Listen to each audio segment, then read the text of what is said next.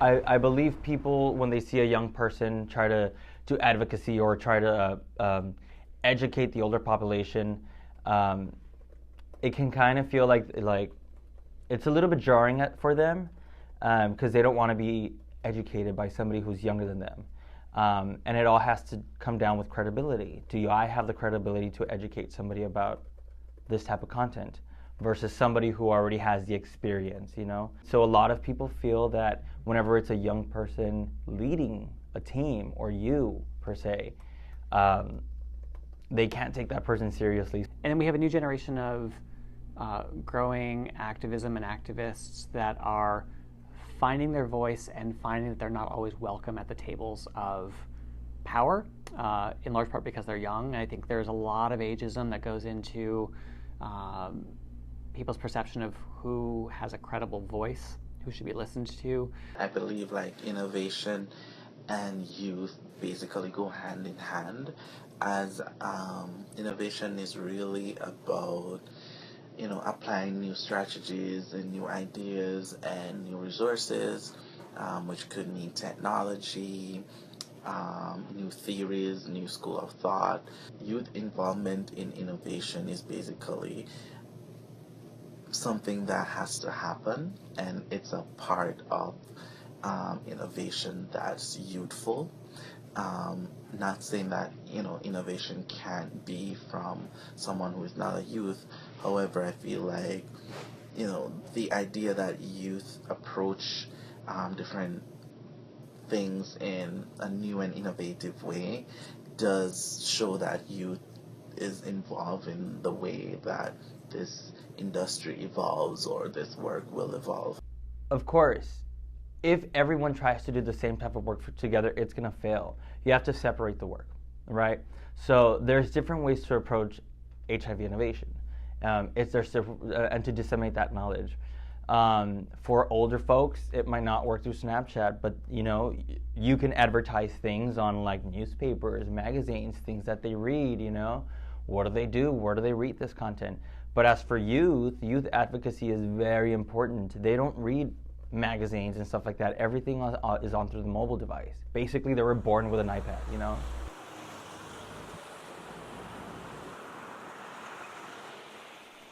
Well, I firmly believe that we should always be bringing younger people up through the ranks. Organizations need to have succession plans. I do feel that I'm seeing it in some of the organizations that are part of Project ABLE, AIDS Action Committee. I've met a lot of young people. There are people interning, there are people who are working in those jobs.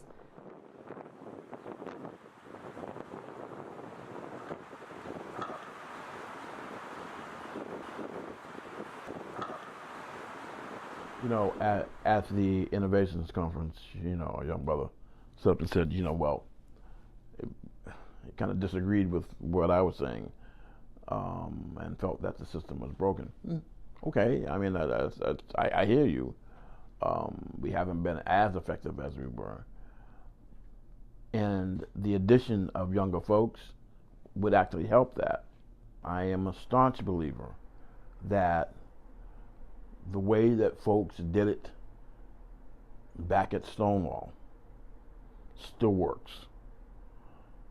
To be loud and proud and be there in numbers. I think that this community taught the world not how to protest, but how to get stuff done.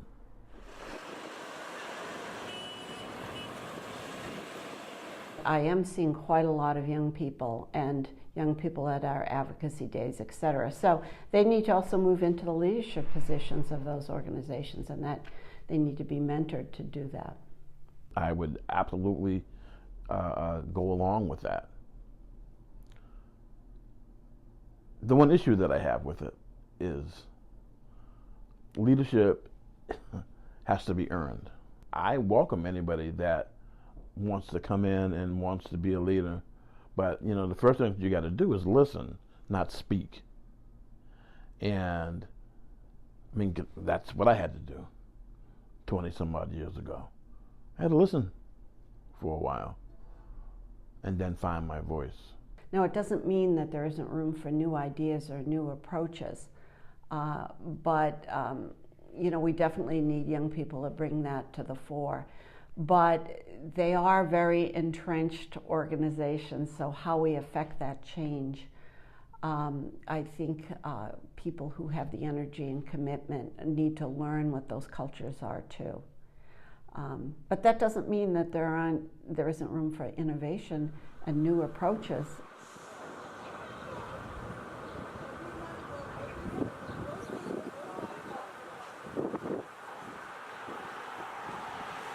The sense that from older people that young people are idealistic and green or naive is a really heavy weight to put on a young person whose voice really does need to be at the table.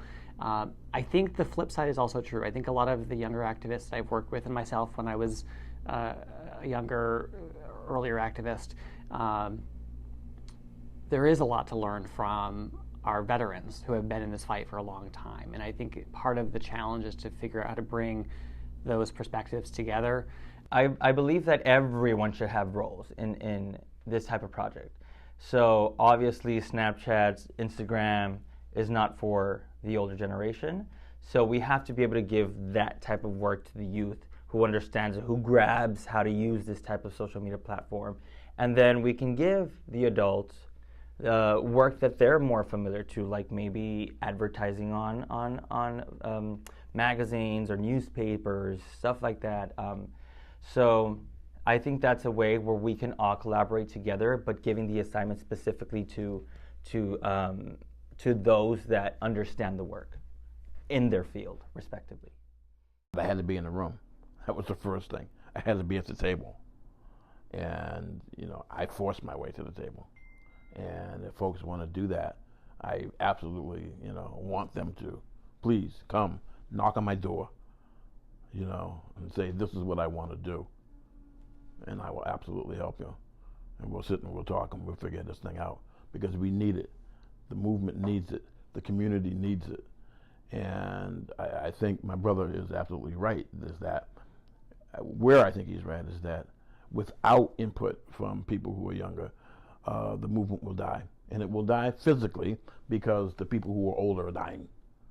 I'm actually really excited that this conversation is even happening right now, because when we organized the Getting to Zero HIV Innovation and Action Conference, the whole concept of innovation is to shake things up and to say we don't have to do the things we've been doing just because we've been doing them. We can have a different way of having a conversation.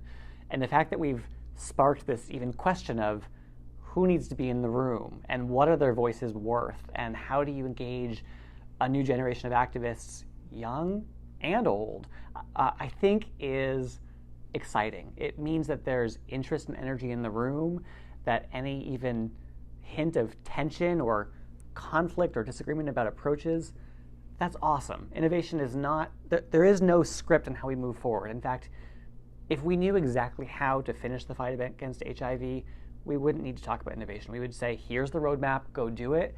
The whole point of talking about innovation in this fight is it's hard. It's hard work. There's no clear path. We have a virus that doesn't discriminate, and we have social factors that perpetuate its spread. And in a social context, we need to look at the kinds of conflicts around age, around race, around homophobia, transphobia, poverty, immigration. You have to look at that social context and say, why are we at odds? Why are we not making progress? Who needs to be in the room? And that's really messy work, and part of our job as advocates is to roll up our sleeves and dig in and dive in and figure out how to finish the fight.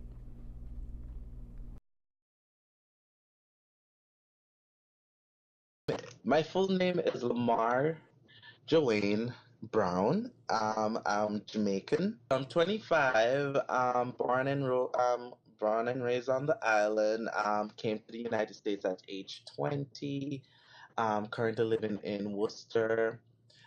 For like the last 5 years, I worked at AIDS Project Worcester as a community relations manager. My name is Ricardo Delgain. You can call me Ricky, or most people call me Rick. I'm 30 years old, or timeless. I feel young at heart, But I am a bilingual outreach navigator. I'm working for the SAMHSA Llegando Cero grant, which focuses primarily on targeting Latinos 18 to 24 who are MSM. My name is Carl Shortino. I'm the Executive Director of AIDS Action Committee, which is the public health division of Fenway Health. I'm a gay man living with HIV myself. I've been at AIDS Action for the last 4 years, and prior to that was a member of the State House of Representatives as a state rep for Medford and Somerville. My name is Mary Ann Hart, and I'm 65 years old.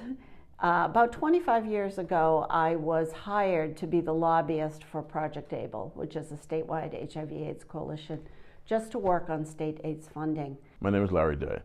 I am 60 years old, proudly. I've been living with HIV now for 22 years and a diagnosis of AIDS for 20. I am married. I have one son and a grandson. And I am absolutely a Bostonian, tried and true. Go Pats.